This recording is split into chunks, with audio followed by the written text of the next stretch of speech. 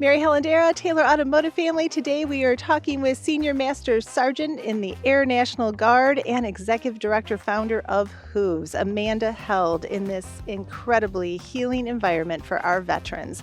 I cannot wait to speak to this incredible woman.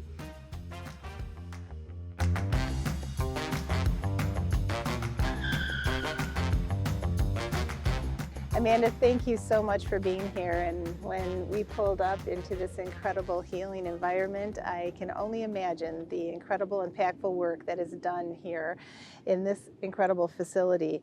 Could you please tell us a little bit about your history and how you landed in the driver's seat here at H.O.O.V.E.S? Absolutely. First of all, thank you so much for this opportunity to share our mission here at H.O.O.V.E.S. I always like to say that I didn't really find H.O.O.V.E.S. I feel like H.O.O.V.E.S found me. After I transitioned out of active duty back in 2003, I really struggled with that transition, and I found my personal healing with a wild Mustang named Shelby. And I say Shelby's kind of a little bit to blame for everything that we're doing here today. We actually still have her here out in the pasture, but I went through all the traditional avenues to heal from my emotional struggles. I was given a lot of diagnoses, and I was told that I would never be recovered, I would never be fully functioning, and I needed to stay on medication for the rest of my life just to be able to get by. And I just thought to myself, this can't be. Like, I'm a good person, I've done great things in life, this can't be my fate. And so at that point, I decided to take fate into my own hands and seek alternative healing. And that's where I met a gentleman that introduced me to equine assisted therapy. Wonderful. Could you describe a typical day here at H.O.O.V.E.S? A lot of people ask me what a typical day for me looks like, and the real answer is that every day is different out here. We kind of function in a different rhythm. From October through April, a typical day for me is on my laptop, in meetings, doing promotional activities, fundraising, and building network relationships. So there's a lot of fundraising that goes on in the off season. And then we kind of put our game faces on in April. That's when we move into our facilitation. So April through October, we're holding one healing intensive per month, and those last for 5 days. And when I'm not facilitating a healing intensive, I'm typically promoting the program, recruiting for the program, and since we have gone national, we've really been traveling a lot and promoting our program in other countries. So I've pretty much been on the road when I'm not in work here for the past year. Wonderful. What is some of the most challenging as well as rewarding things about H.O.O.V.E.S? I think that being a privately funded nonprofit is hands down the biggest challenge that we have. We have to raise every dollar to put every veteran through the program here because we are very passionate about keeping this at no cost to the veterans, and it can get heavy, it can get hard. I try to really care for my staff, motivate them. We have a lot of conversations about moving forward and strategy and things like that. And some days we get really down or we get really stressed, and then we'll have a program and we will end up at the graduation and we will see these veterans who came in hopeless, who felt helpless, and we watch them really take back power over their life. And in that moment, every and any struggle that we have keeping the place going just completely disappears. So on that line, is the one thing you're most proud of that has come out of H.O.O.V.E.S? Yeah.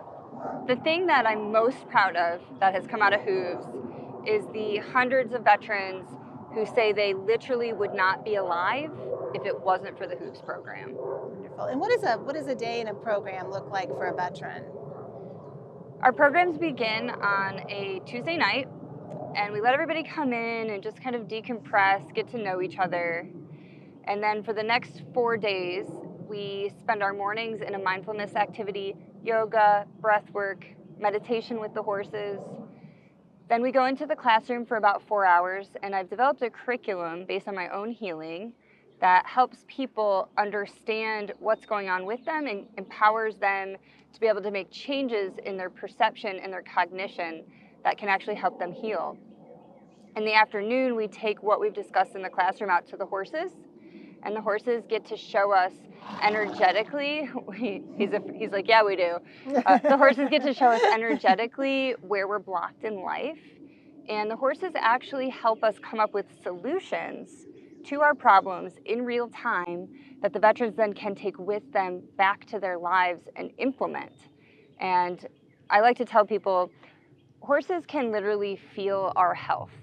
They're very energetic beings. They have a really heightened sense of awareness. And so when we have blockages in our mind and in our body, they can actually sense that and pick up on that. So we ask the veterans to complete different tasks in the arena, no riding involved, and we'll have them build challenges that maybe reflect a challenge they have in their life. And the horse is going to read them as they approach this challenge, and the horse is going to present back to them what's not working. And they get the opportunity in that moment to say, I'm going to do something different.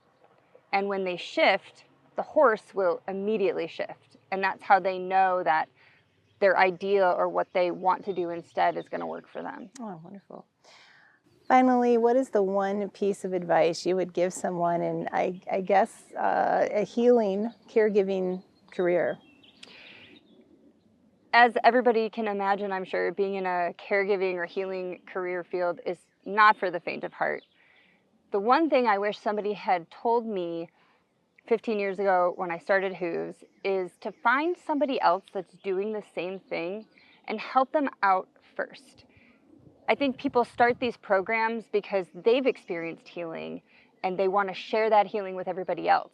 And in those moments of inspiration, we often forget that we'll have to become the fundraiser, the bookkeeper, the marketer, the stall cleaner.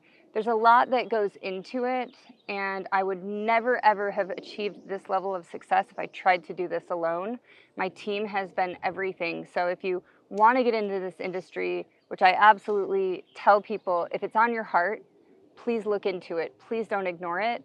But there are places like H.O.O.V.E.S all over.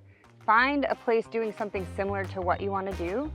Apprentice, volunteer, learn. It can help you get so much further faster in the long run and really go into your career with certainty. Wonderful. Well, thank you, Amanda, for being with us today and all that you do to heal our veterans. We so appreciate your work. Thank you so much for the opportunity. Thank you, Amanda, for letting us share this space and your passion for H.O.O.V.E.S. And thank you for positively impacting our veterans through your work. Let's hit the road and see who's next in the driver's seat.